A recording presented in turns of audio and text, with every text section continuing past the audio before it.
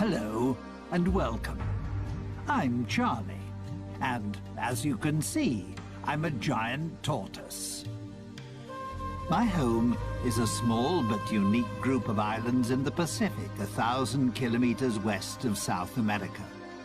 People find the islands fascinating, but at the same time somewhat uncanny, sometimes even unreal, due to their volcanic origin, which you would think would make them uninhabitable.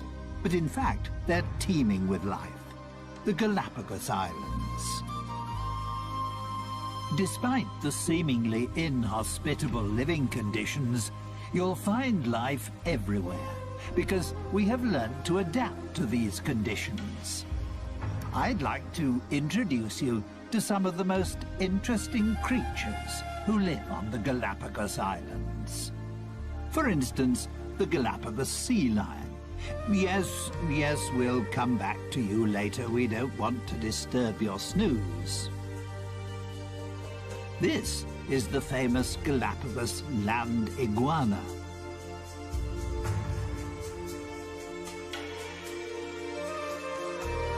And here, its even more special relation, the marine iguana.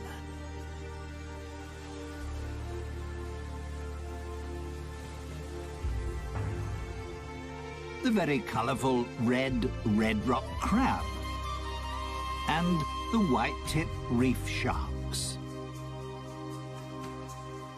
But the islands don't just consist of rock and lava.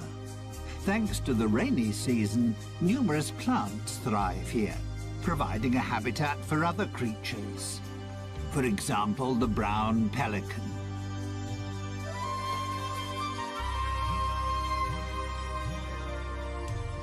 And even flamingos feel at home here.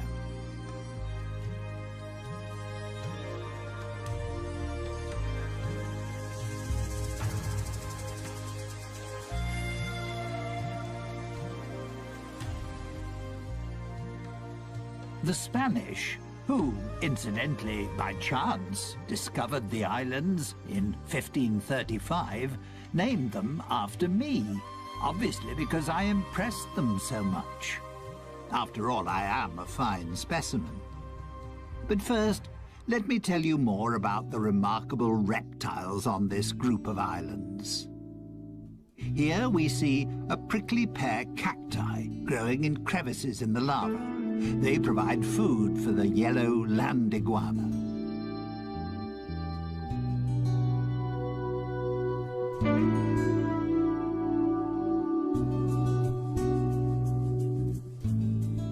Its appearance is a little unusual, shall we say, due to the countless spiky crests on its head, which make it look rather like a geode turned inside out. The fact that the female land iguana uses the hot volcanic sand to hatch the clutch of 3 to 12 eggs she has laid is the reason why land iguanas are mainly found on Fernandina. It's the most westerly and youngest island of the archipelago. It lies directly above the volcanic hotspot, which was responsible for the creation of the group of islands.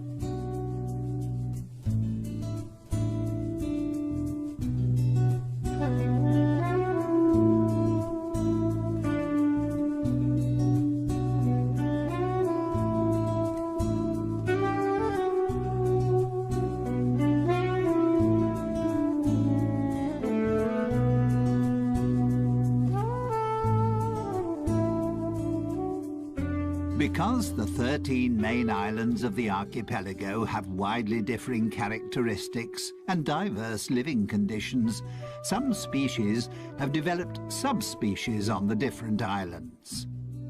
That's why, apart from the ordinary land iguana, you'll also find the Santa Fe iguana, which has an even stronger yellow coloring and a more spiky appearance. And then there's the rosada iguana, which has a distinct pink shade.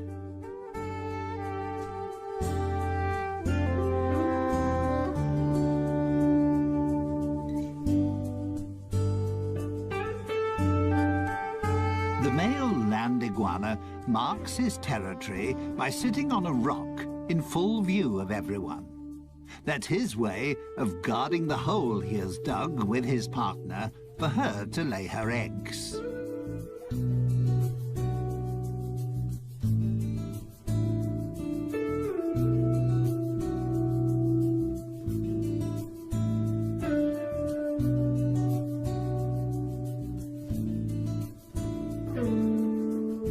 This is a relation of the land iguana, the marine iguana. The marine iguana is only to be found on the Galapagos Islands and is the only extant marine iguana species. It prefers to live along the coastline because that's where it finds its food.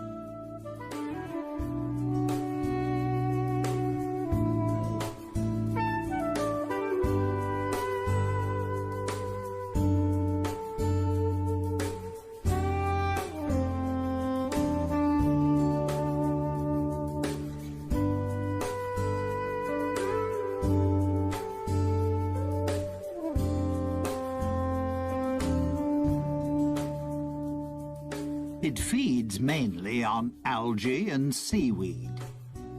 The excess salt it takes in when feeding is excreted through special salt glands in its nostrils.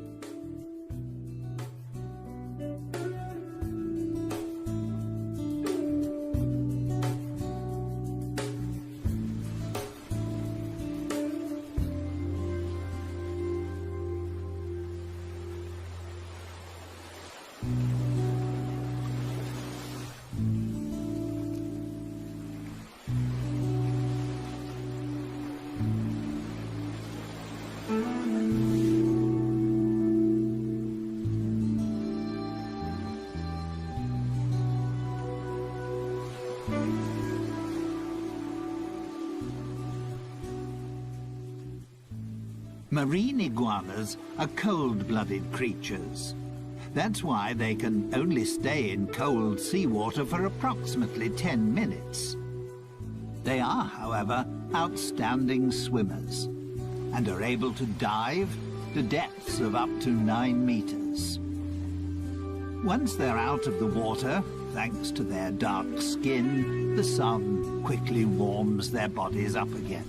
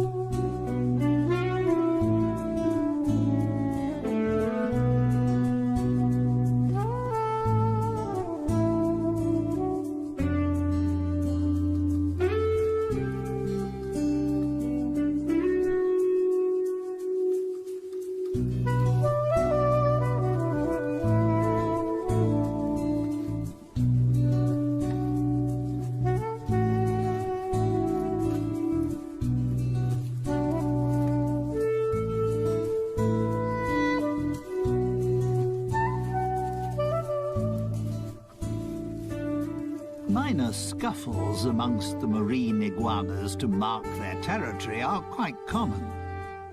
The main problem for them is the Galapagos hawk.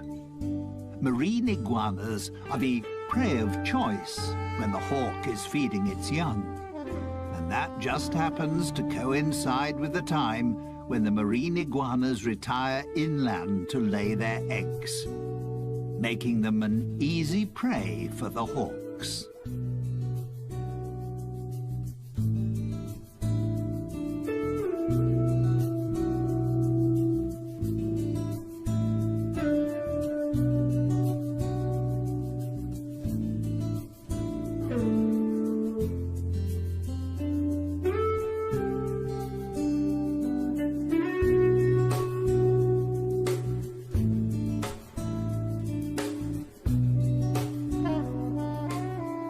On the lava beach, the hawks have little chance of catching the iguanas, as they can easily camouflage themselves.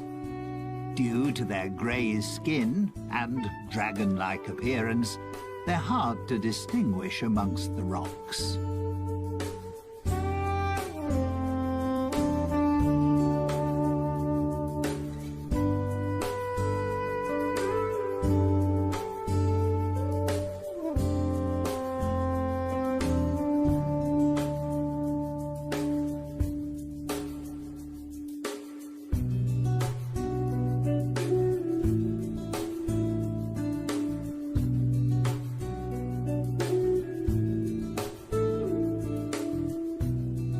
The Galapagos Islands are home to 7 endemic types of iguana.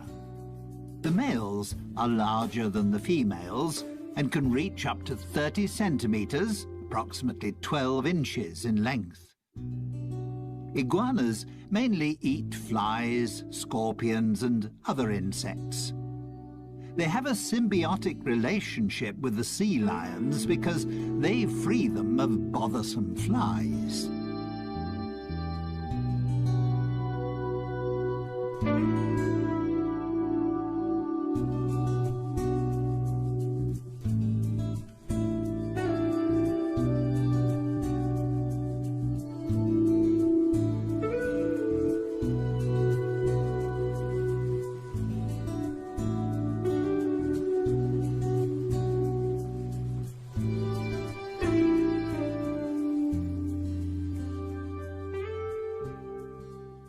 That was all quite impressive, wasn't it?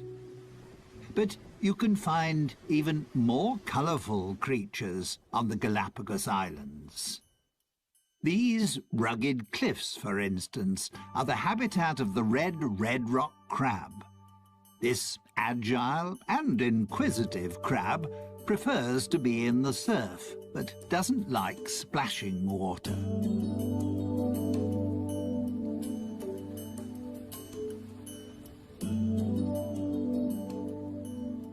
Its main source of food is algae, which it gnaws off rocks, together with other marine organisms.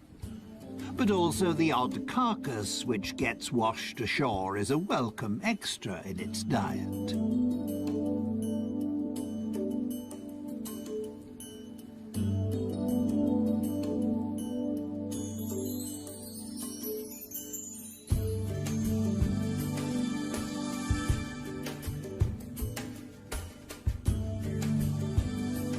The red rock crab is extremely agile and can move in any direction extremely quickly, which means it can easily escape an attack by seabirds and conceal itself between the rocky crags.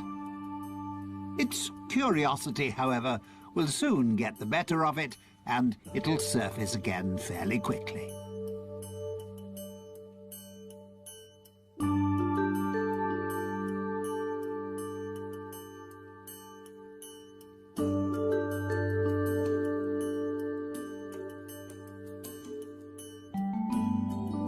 Young crabs have a black colouring, while more mature crabs have a brownish or reddish colouring.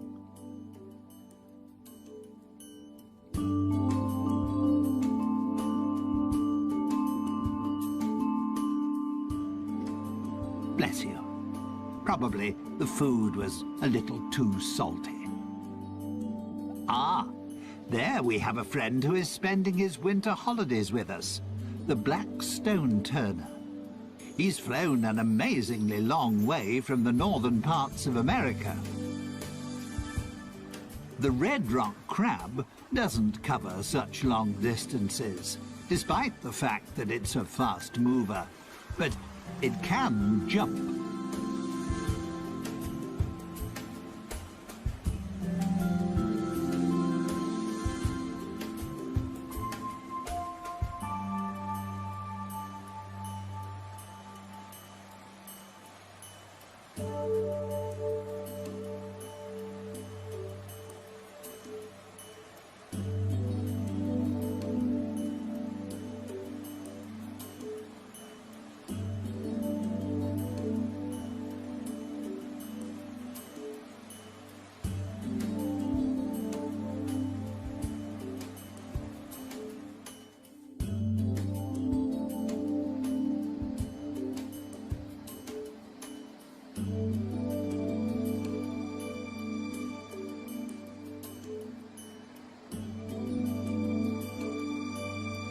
The name red rock crab doesn't mean that nature has decided that all the crabs must be this colour.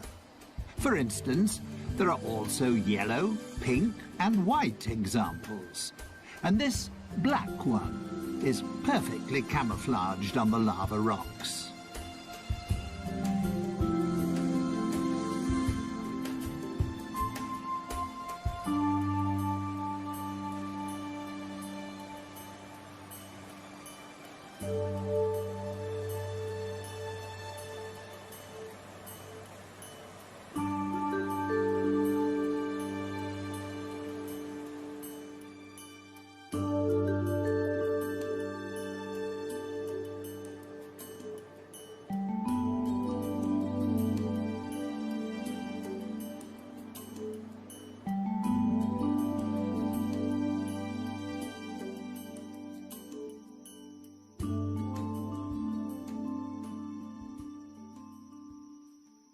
So, not everything is grey and bleak on my group of islands.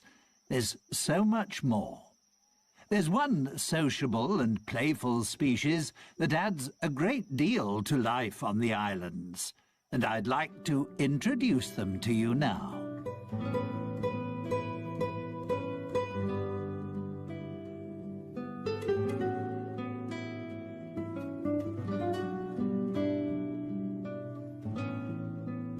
The Galapagos sea lions. You'll find them on virtually all the islands of the archipelago, just like their smaller relations, the Galapagos fur seals. Although they enjoy spending most of their time in water, you can frequently find them on land. To protect themselves against too much sun, they seek out the shade in natural caves or under cliffs. They cool down in tidal pools or in the sea. One of the favourite spots of the Galapagos sea lion is the leeward northern shore of the oldest and most southerly island, Hispaniola.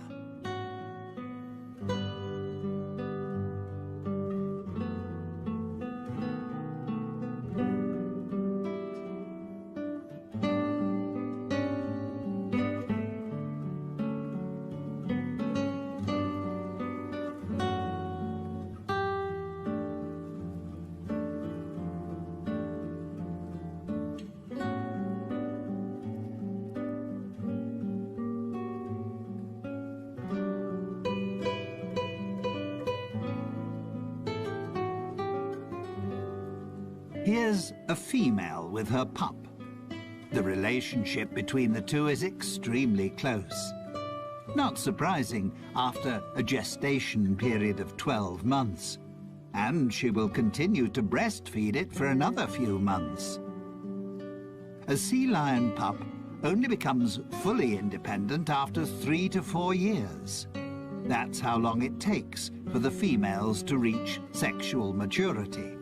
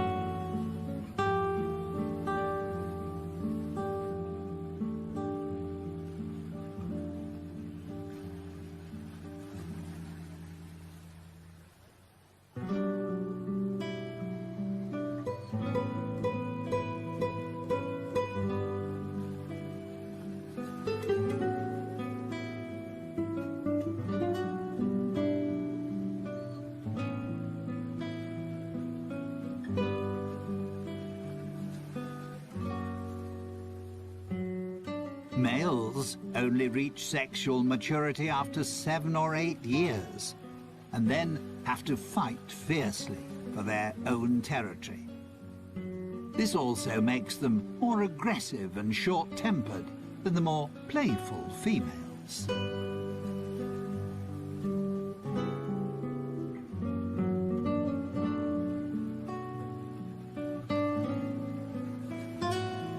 It's not surprising that male sea lions are constantly fighting for their territory and trying to find a mate, because there are far fewer of them.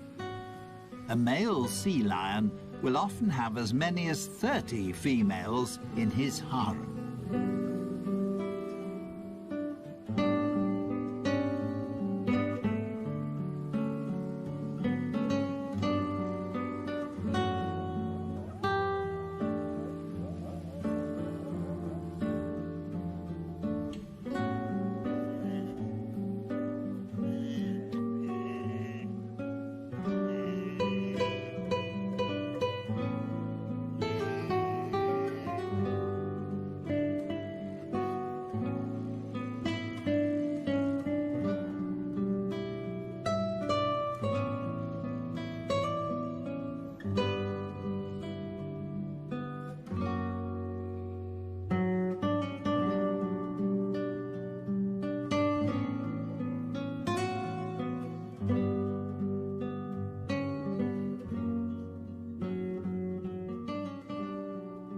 Sea lions don't always have beautiful, dense, dark brown fur. Pups only lose their baby fur after about 4 months. Initially, they also can't swim. They learn to swim, together with other pups, in calm bays. Only when they can swim properly do they follow their mothers out to sea. The young animals play with one another, while their mothers hunt for fish. They won't hunt for food on their own until they're a couple of years old.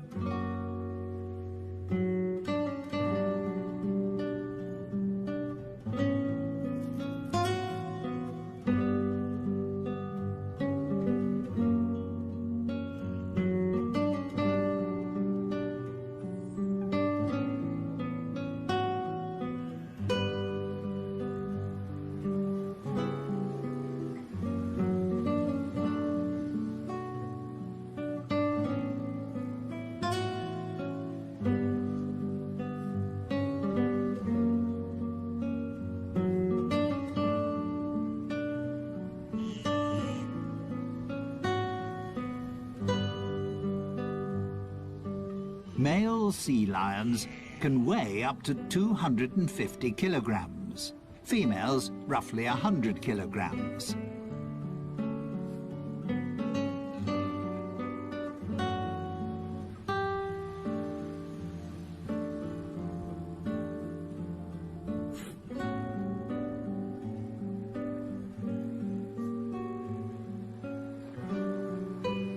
There are between 20 and 50,000 of them on the Galapagos Islands.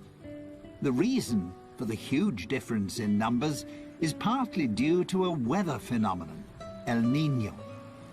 It occurs in irregular cycles and in different degrees of severity. The results, however, can occasionally be disastrous.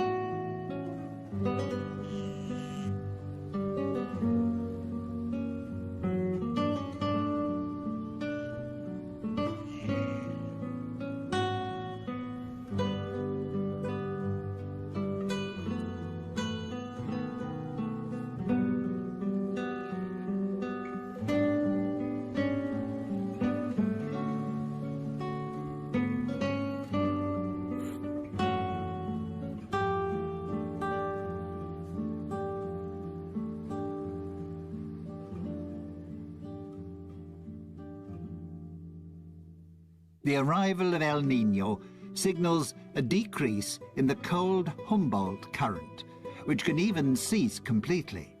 The temperature of the seawater rises, causing plankton and small fish to die. This disrupts the food chain, because seabirds and fish can't find sufficient food. Their only chance is to leave the area if they want to escape their sad fate. The situation can prove fatal for seals, as they no longer find any food, and many starve to death.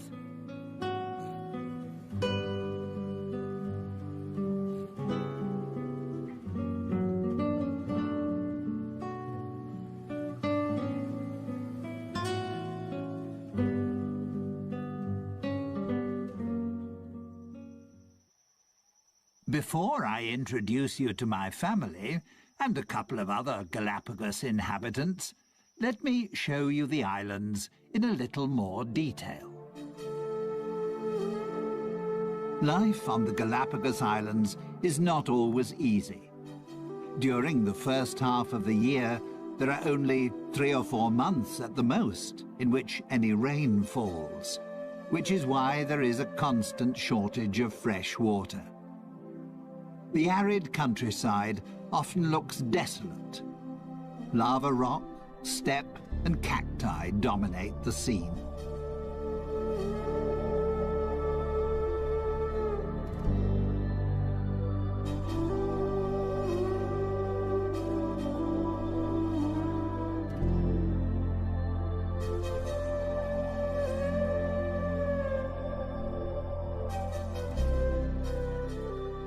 The Galapagos Islands are of volcanic origin. They're the tips of a huge range of volcanoes, a hotspot which is still active. 6 volcanoes erupt on a regular basis. The archipelago is the region with the world's greatest volcanic activity.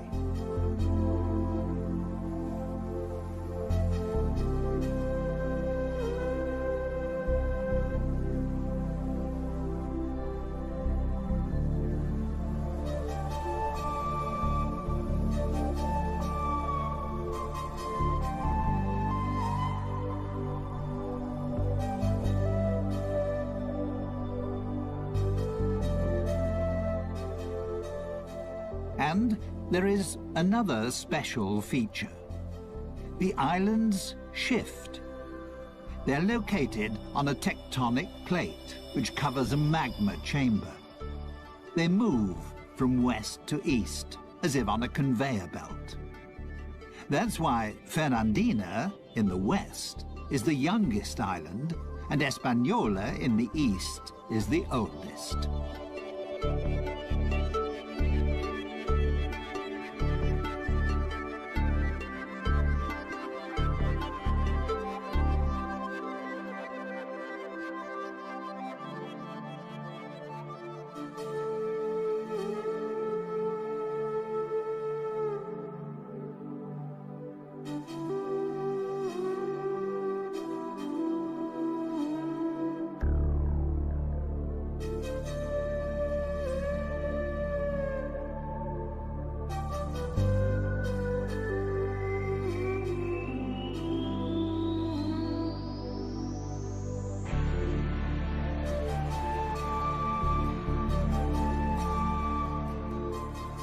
Once the rainy season starts, the islands burst into life. Most of the flowers are a shade of yellow, because there is only one type of bee on the islands, which is responsible for pollination, the Galapagos wood bee. Most likely, the flowers have adapted themselves to its preferred color.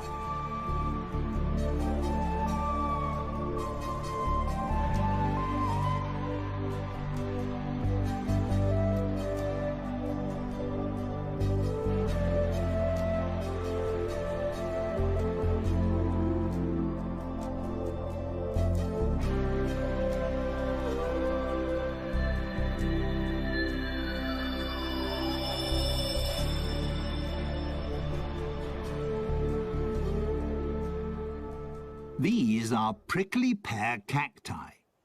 They are propagated by the Galapagos rat, which feeds on their seeds. The hard shell of the seeds is crushed during digestion, and after being excreted, the seeds start to germinate. These extremely hardy plants store nutrients that provide food for other creatures.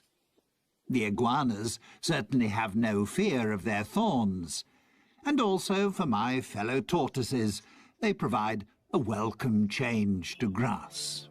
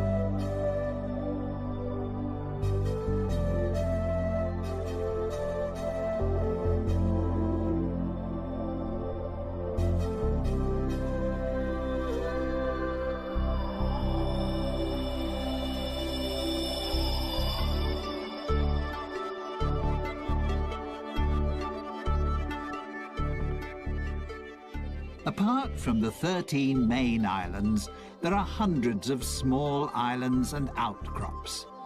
Some of them are several hundred meters high and provide breeding grounds for the numerous seabirds.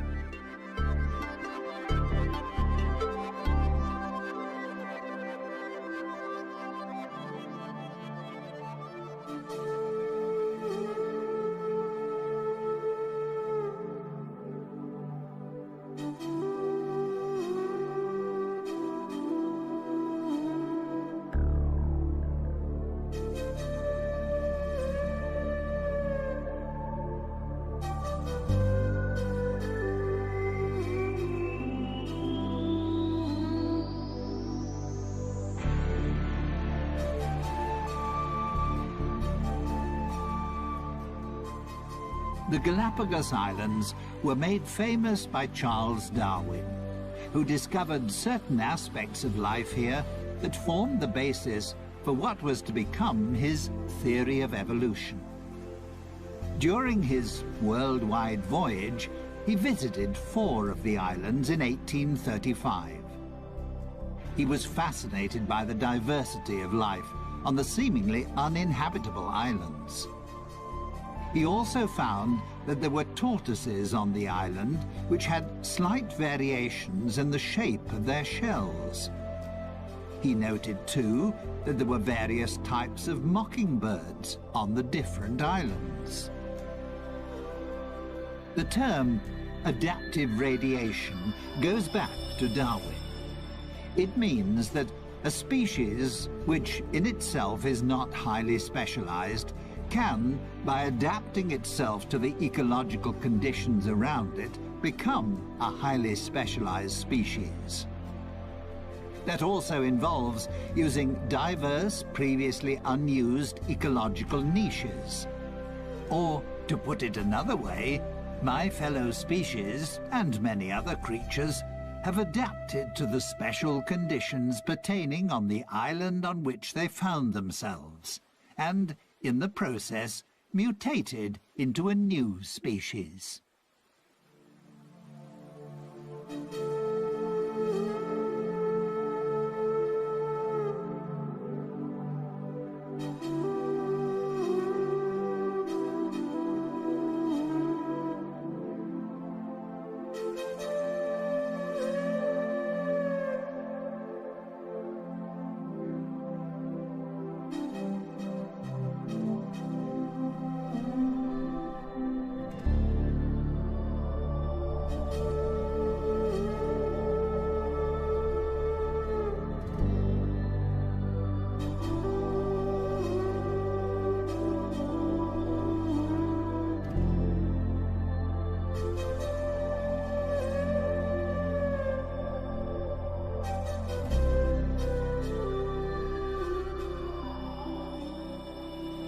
A gathering of white-tip reef sharks. They can be recognized easily by their white-tipped dorsal fin and tail. At the moment, they're resting after hunting for fish, crustacea, and cephalopods. Come night time, they'll become active again.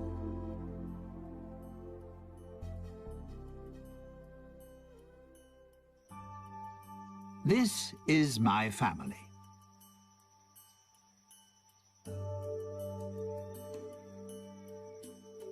We giant tortoises are the largest of our fellow species living in the world today. We can weigh up to 300 kilograms and live for up to 150 years.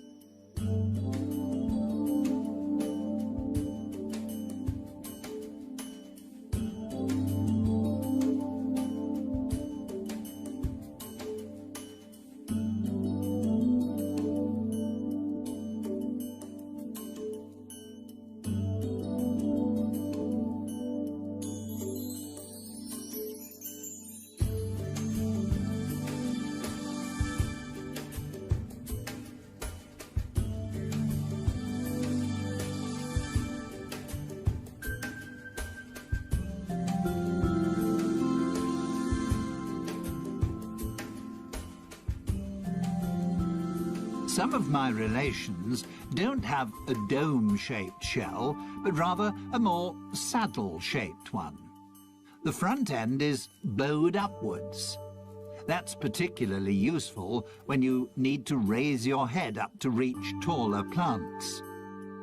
Most of my relations on the eastern islands have saddle-shaped shells because the plants there grow considerably higher.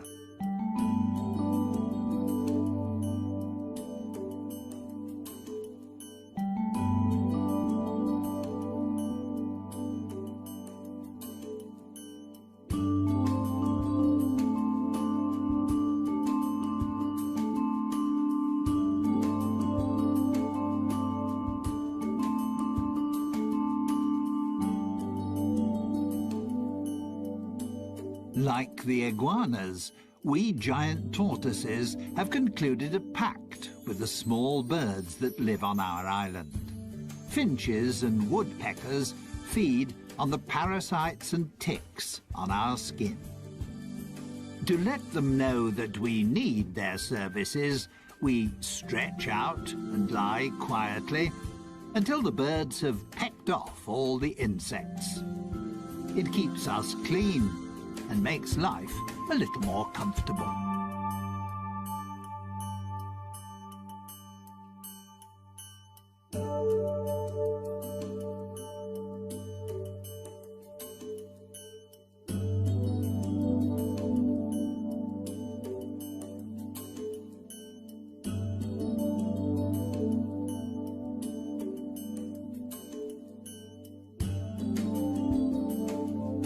Our diet consists of grass, herbs, climbing plants, and berries. If our shells allow it, and we can stretch far enough, we also enjoy the juicy fruit of the prickly pear cacti.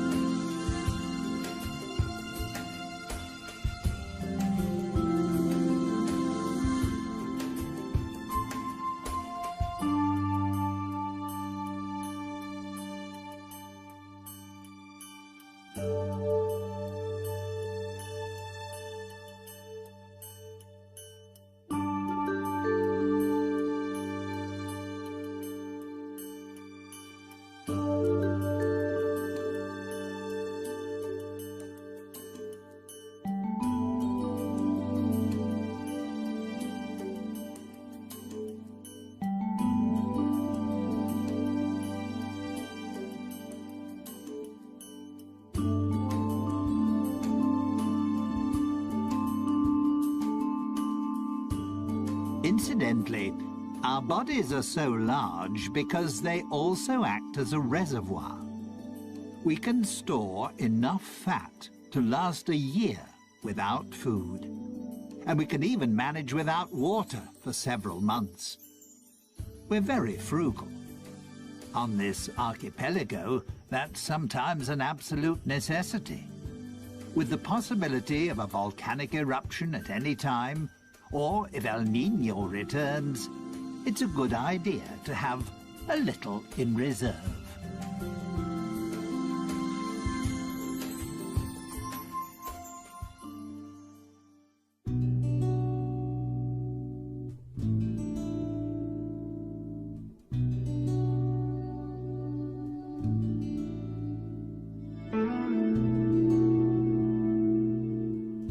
Well, that was my family. They're nice, aren't they? Finally, I'd like to introduce you to some feathered inhabitants of the islands. They're as colourful as they are talkative.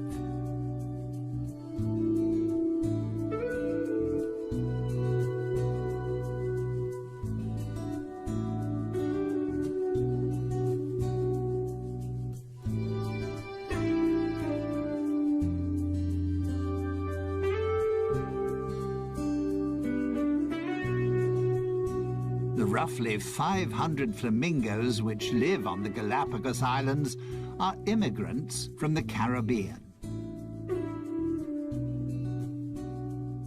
You also wouldn't really expect to find ducks on the islands.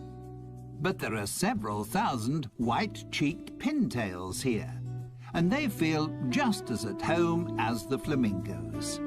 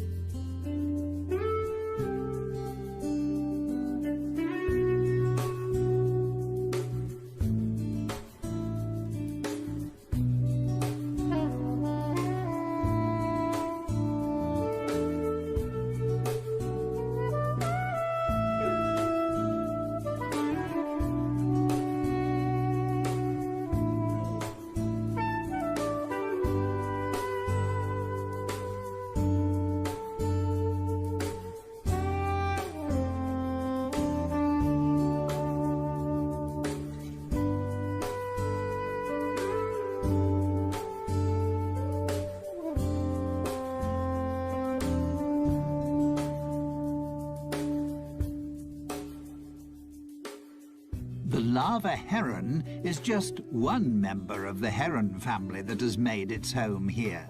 They feed off the plentiful supply of fish, just like the brown pelicans, one of which is just cleaning his plumage.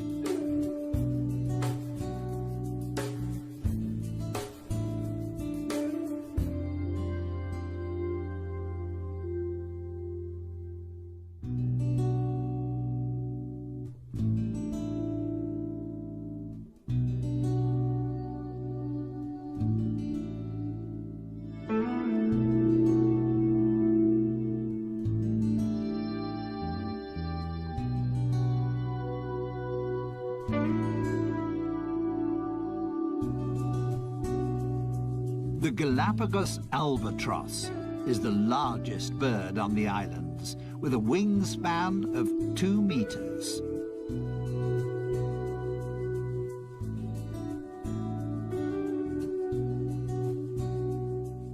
Some 12,000 couples breed on Hispaniola, virtually the whole world population.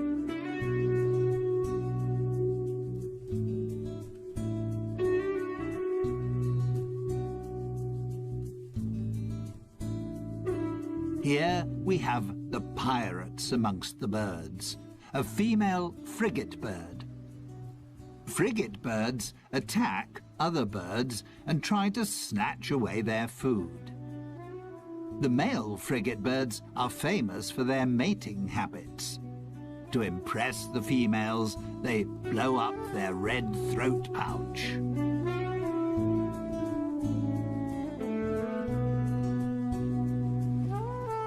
Someone else who appreciates the cold waters of the Humboldt and Cromwell currents is the Galapagos penguin. Due to various environmental influences, such as El Niño, as well as numerous natural enemies, like the sea lions and Galapagos hawk, they are now an endangered species.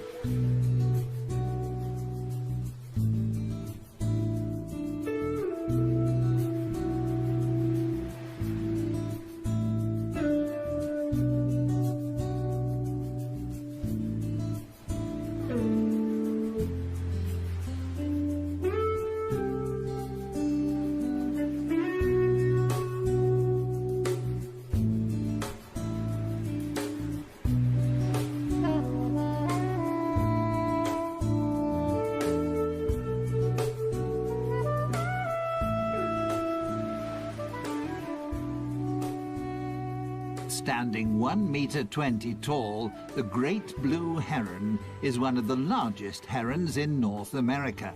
However, it's just as much at home in Central America as it is here.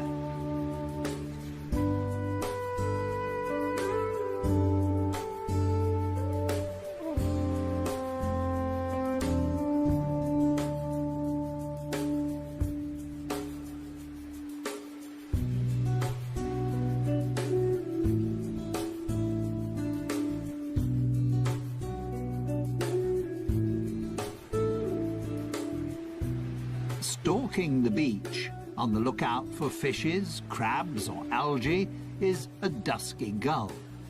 With just 300 to 400 couples, it's one of the smallest gull species in the world and endemic to the islands.